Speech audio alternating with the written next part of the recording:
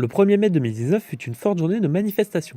Les gilets jaunes étaient toujours présents bien sûr, et les syndicats comme la CGT étaient aussi descendus dans les rues pour profiter des CRS adeptes du lancer de pavés en l'occasion de cette fête du travail.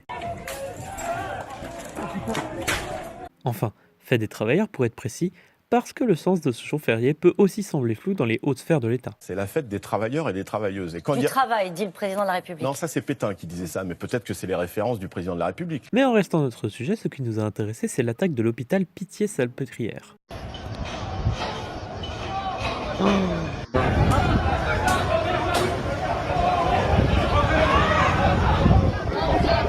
Rentre. Non, laissez bien, non, Marie, non, non. Marie, laissez-moi, non, non, Non. il y a des malades, Retourne. il y a des Il y a malades, des malades. Non, il y a des malades. Il y a des malades. rentrez pas. Il y a des malades.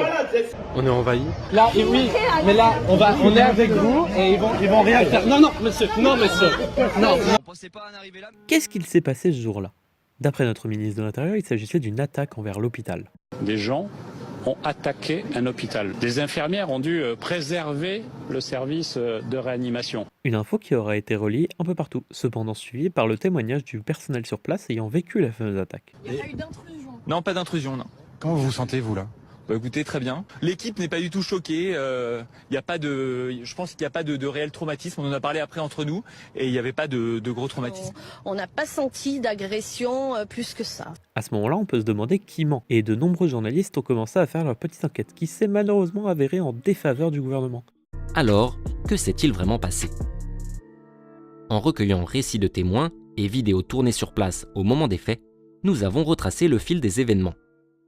Tout va bien se passer. Là, c'est l'arrière. Et rien ne permet de dire que le but était donc d'attaquer l'hôpital, comme l'a affirmé M. Castaner. Non, mais ils ont pris peur, ils ont juste. Ironique d'un gouvernement ayant fait passer une loi anti-fake news. Partager des mensonges sur une chaîne d'infos en continu quand on est le ministre de l'Intérieur, c'est peut-être un peu irresponsable.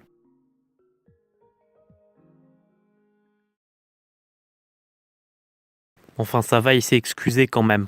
Je n'aurais pas dû l'employer.